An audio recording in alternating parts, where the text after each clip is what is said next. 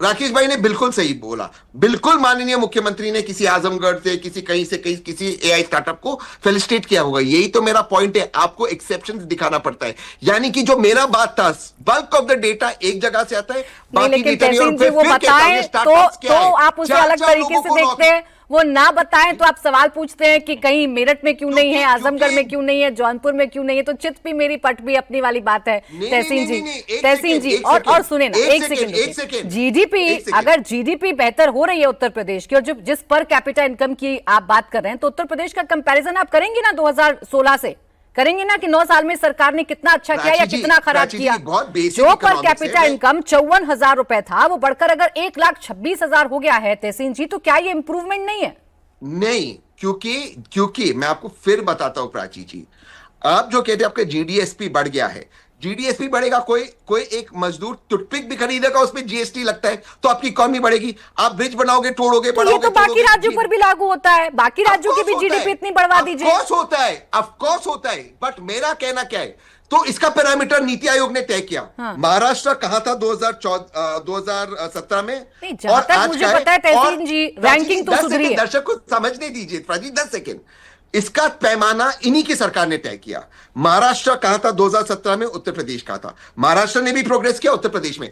आज महाराष्ट्र उत्तर प्रदेश में गैप बढ़ा है, कम नहीं हुआ है। ये है पैमाना। सर आप ये भी तो बताएंगे ना कि 2017 में कितना गैप था और आज कितना गैप है। आप ये भी तो बताएंगे ना, रैंकिंग उस वक्त क्या थी उत्तर प्रदेश की और आज रैंकिंग क्या है। आप ये भी तो बताएंगे ना, उस वक्त आंकड़े क्या थे और आज आंकड़े क्या क्या है। खैर, आपने जो कंसर्न दिखाया, देखिए 2 और मेहमान है वो चर्चा में आ जाए। अरुण राजभर जी, मलूक नागर जी मेरे साथ हैं। अरुण राजभर जी, देखिए तहसीन जी और अनुराग जी दोनों कह रहे हैं आप लोग आंकड़ों की जादूगरी ही तो करना जानते हैं, और कुछ तो जानती ही नहीं है ये सरकार। असल में ये लोग धरातल पर उतरते नहीं है। ये लोग 2017 के पहले का आंकड़ा अगर उठा लेंगे तो कोई निवेश करने को उत्तर प्रदेश में तैयार नहीं था। आज जितने इन्वेस्टर उत्तर प्रदेश में आ रहे हैं तो एक सुरक्षा के माहौल के साथ आ रहे हैं, और दुनिया के तमाम देश यहाँ आकर के अगर कारोबार करना चाह रहे हैं तो एक सुरक्षा का माहौल के हिसाब से करना चाहते हैं। यहाँ बिजली पहले 17 से पहले बहुत पर्याप्त मात्रा में नहीं थी, आज पर्याप्त मात्रा में बिजली मिल रही है, तो लोग अपने कारखाने लगाने के लिए परेशान है और लोग काम करने के लिए परेशान है।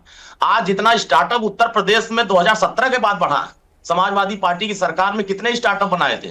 उत्तर प्रदेश के सभी जनपदों में मेडिकल कॉलेज बनाए गए, उत्तर प्रदेश के सभी जनपदों में एयरपोर्ट का संचालन कराने का प्रयास किया गया, उत्तर प्रदेश के सभी जनपदों को एक दूसरे जिले से जोड़ने का कनेक्टिविटी किया गया। इनकी सरकार में क्या था, एक जिले से दूसरे जिले में अपराधी पनपते थे, और एक जिले से दूसरे जिले में अपराधी डर के मारा कोई रोजगार करने के लिए तैयार नहीं होता था। और आज मुख्यमंत्री युवा उद्यमी रोजगार योजना के तहत 1.5 लाख से ज्यादा नौजवान सिर्फ आजमगढ़ में रोजगार से प्रभावित हुए। इनकी सरकारों में नौकरी किस आधार पर मिलती थी? 2.5 लाख नौकरी पूरी सरकार में, समाजवादी की सरकार जब श्री अखिलेश यादव जी मुख्यमंत्री थे, 2.5 लाख नौकरी मिलती थी। आज 8.5 लाख से ऊपर नौकरी हम लोगों ने दिया। आज कई ऐसे सेक्टर हैं जिन सेक्टर में, प्राइवेट सेक्टर हो चाहे वो तमाम ऐसे इंडस्ट्री हो, जिनमें तमाम स्टार्टअप के कार्यक्रम शुरू किए, जिसमें बहुत सारे लड़के प्रभावित हुए, बहुत सारी लड़कियां प्रभावित हुई, जिसको उनको लाभ मिला।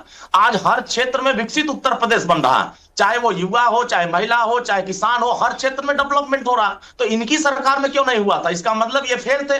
और आज उत्तर प्रदेश सरकार अगर सभी क्षेत्रों में काम कर रही है तो ये आंकड़े, इनको तो एक्टर होना चाहिए हमारे अनुराग भदौरिया जी को। ये झूठे नेता बन रहे हैं, कभी पेड़ पर चढ़े जाएंगे तो कभी सर्कस करने लगेंगे, कभी अपने नेता को खुश करने के लिए जवाब दे देंगे अनुराग भदौरिया करने लगेंगे। तो अनुराग भदौरिया जी, लेकिन उत्तर प्रदेश जितनी बातें कही अरुण राजभर जी ने, अनुराग जी, और जितनी बातें सरकार कह रही है, आप मुझे बताएं वो सच है कि नहीं?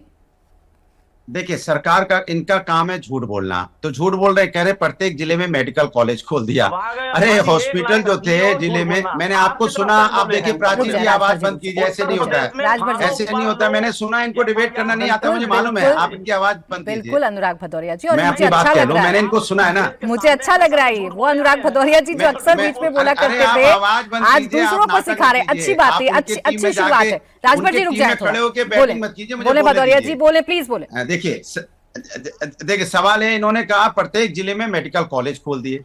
सवाल है कि मेडिकल हॉस्पिटल जो समाजवादी पार्टी ने बनाए थे जिले में, उनका नाम इन्होंने मेडिकल कॉलेज में कर दिया। मैं तो चैलेंज करके बोलता हूं, कोई मेडिकल कॉलेज इन्होंने नहीं खोला। जितने मेडिकल कॉलेज हैं समाजवादी के बनाए हुए हैं, चाहे वो आजमगढ़ का हो, चाहे जौनपुर का हो, चाहे सीतापुर का हो, चाहे लखनऊ का हो, चाहे यहाँ पे लखीमपुर का हो या बिजनौर का हो, कोई भी मेडिकल कॉलेज देखेंगे समाजवादी की देन है।